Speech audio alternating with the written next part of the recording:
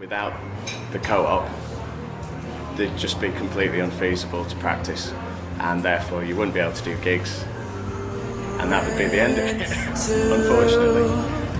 Shake hands, take heed, make haste. Oh, they shouted with disdain, the truthless aftertaste, the monster we became.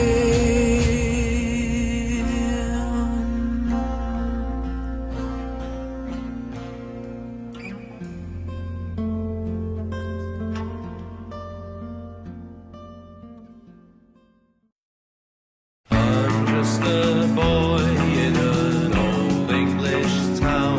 In this old English town there's no rest. Sat on a bus, I've been stirring up a fuss with a bag in my mouth. In this old English town, satisfaction there's Currently it's quite pretty to live in. It's nice, but I imagine it's going to look like a big turd once the developers have got their hands on it. As a city, I think it's got quite a lot going for it. It's small, but it's compact and it's nice. And the scene in Lancaster, there tends to be plenty of stuff going on. I think it's pretty good actually. I think Lancaster's such a small place. There is quite, there's so many places to go every night of the week. There's at least one or two places to go, and especially on campus as well. The great thing about Lancaster is that there's so many different kinds of music going on in Lancaster. You've got all the sort of traditional jazz band type things, and then you've got your rock bands, indie bands, everything. The live music scene in Lancaster, it's quite a nice little scene. I mean, there's a lot of bands, some really great ones, and everybody seems to know each other as well. Everyone's in at least two bands, and there's some really good acts, some up and coming acts, and some acts that have actually got a bit of national recognition, a bit of national press space, and look like they could get somewhere in the future. There's a lot of very talented players of various ages. I haven't met too many young players, but I'm thinking of the guys from around 30 upwards who play very well and seem to be happening in various places, but it seems to be the few places, Yorkshire House, John O'Gaunt and Correction Centre, where, if anything, I see things happening. We've got the Yorkshire House, we've got the Bobbin, we've got the Farmer's Arms, Paddy Mulligan's, Fibber McGee's, Sugar House, obviously. Those are the ones that I can think of. Fantastic. Brilliant. There's loads of bands around. Well, there always has been loads of bands around, but there seems to be more places for them to play now. And There's always been a great music scene in Lancaster, lots of live bands, all rehearsing at the Co-op, and I think the Co-op's kind of at the centre of that music scene. As long as this place exists and it's there to encourage people to play and be a place where people come and play, I think that'll always be the same, hopefully. Well, I've always liked the Music Co-op because it's such a cheap place to go, and it's so student friendly. It's fantastic. There's sort of three guys running it basically just now. There's hundreds of bands going through there, almost on a weekly basis. The people that work there earn a pittance. It's not a decent amount to live on, really. But it's such a brilliant service for all the kids, all those sort of older musicians, because you've got some bands going there who are, probably some of them are in their 70s. It's not just for young people. There's not really any other space where you can go to practice, and it's really cheap, which is great, and you can't fault the facilities there. Yeah, I mean at the moment we've got 4 rehearsal rooms and also a recording studio, which also doubles as a rehearsal room when it's not being used as a recording studio. Within those we do equipment hire, like basic backline, drums, bass amps, PAs, microphones, also external equipment hire. We've all been through phases where we're coming here 5 days a week. I understand you recorded here as well? Yep. Yeah, it was very good. We got played on Radio 1 with that actually, so it was very good. And another track was released on a compilation album. Both were recorded with David upstairs, you know. It's actually, last year was our 20-year anniversary, and it all started by a group of ex-Lancaster University students actually, who were all in a band, and they were looking for a place to rehearse, and obviously there was nowhere, and so they have just put this business plan together and approached the city council and said, look, we've got this idea, have you got any buildings? And at that time, you know, 20 years, there was loads of empty buildings around the city, you know, I mean, not anymore so much, but and they just got offered this one and another one that's gone. It was down Brewery Lane, and possibly another one, and so this was ideal, and they just said, yeah, we'll take it. At the time, I think the council just thought, oh, it'll just be like a year project, really. You know, at the time, I mean, I haven't got the old diary, but if you look in the old diary, the original diary from the book, which was used as a booking book, it was like 3 bands in a week. That was it, you know. And, you know, now we've got between 70 and 100 bands in a week, so it just shows you how much it's built up, and how that's changed the music scene as well. Because obviously, if you haven't got anywhere to practice, unless you've got sort of parents who are willing to let you do it in the front room.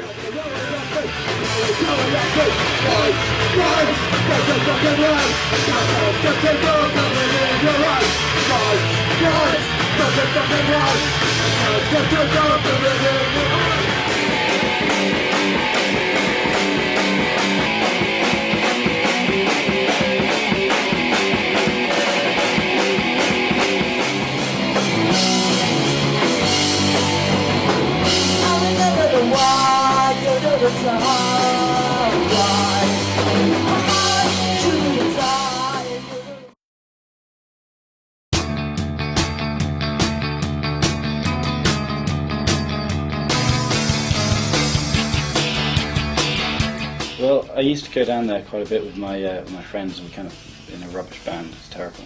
And we'd seen a few posters for what was going on, the legal action they were facing.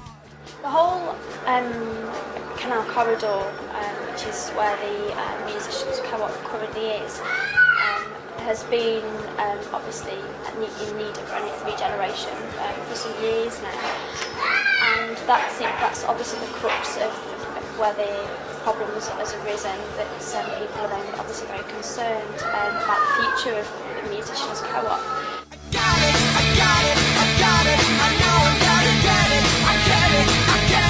If you look on the plans for the new area, it does seem to be dominated by shopping premises, and that seems a little strange given that it's supposed to be a cultural quarter. I don't want to make sweeping statements that I don't probably know enough about, but you know, the council see a bit of ka-ching and they think, well, why not? You know what I mean? Let's put another big set of boxes in and fill it with shit, you know.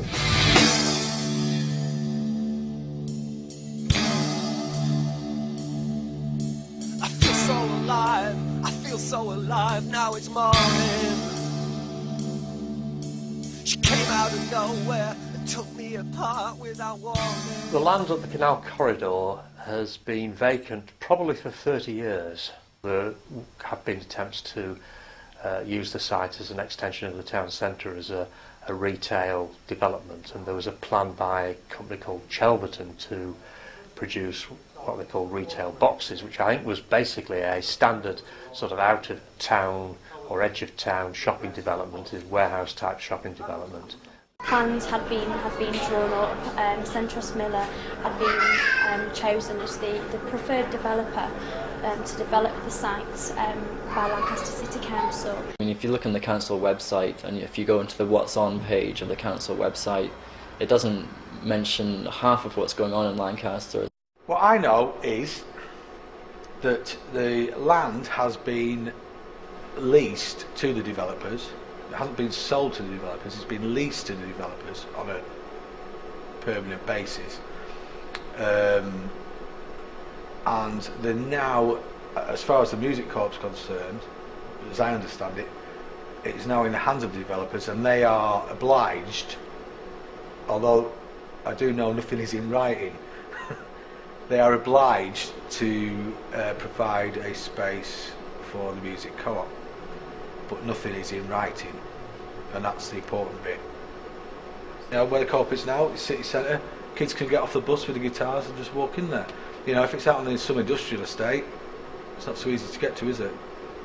You know, especially for people at university, you know. But then again, you know, at university, I don't understand why they've never done anything like that. As far as I know, university is very short of space in all respects, and there's been these recent reshufflings of the different colleges moving away. There's a lot of bidding being made by different departments and sections to take over the old spaces and reuse them for various academic purposes.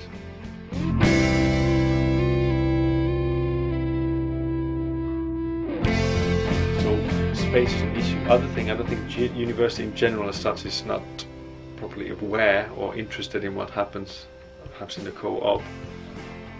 Probably most likely they are not aware of how it's involved. What comes to the actual music section, again, it is a separate entity altogether. And in the rehearsal space that we have, a lot of the rooms are half the size of this. It's exclusively for the music students only. That's to do with the number of students who are using them, and the building requires swipe card access. I've read a few of the articles about the co-op that's been in the local press recently. A lot of controversy, obviously. It's kind of worrying as well, because I mean, it does look like they've really got no friends in high places. One sort of quite high-profile musician who's got behind the co-op is a guy who's in Maximo Park. He's a drummer in Maximo Park, and he's said he'll do anything he can to sort of draw attention.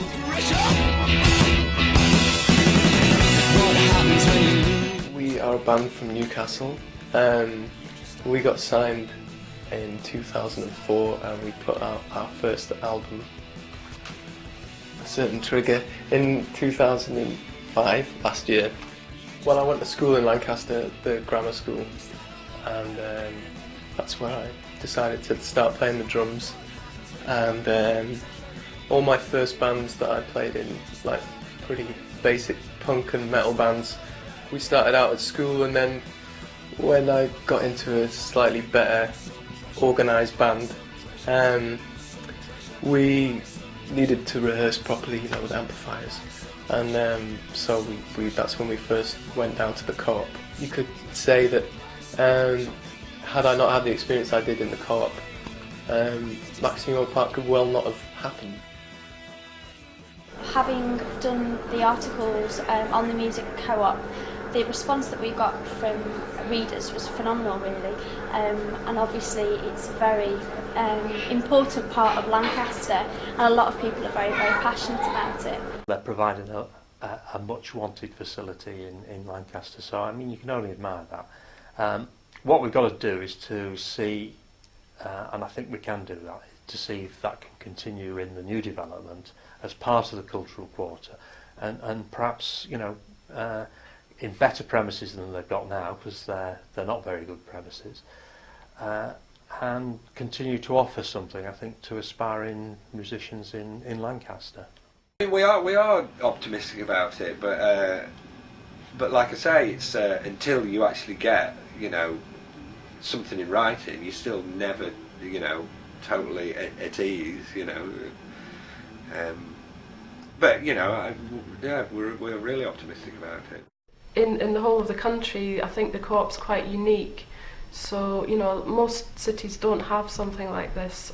You know, it's something to be proud of, really. I think we should keep it, you know, no matter what it costs. I know that it is a co-op and they've never had much money and they've never really, you know, had much backing or anyone doing many favours for them. But, you know, the scene in Lancaster sort of keeps it alive, because, you know, as long as people want to play music, then, you know, they'll use the co-op.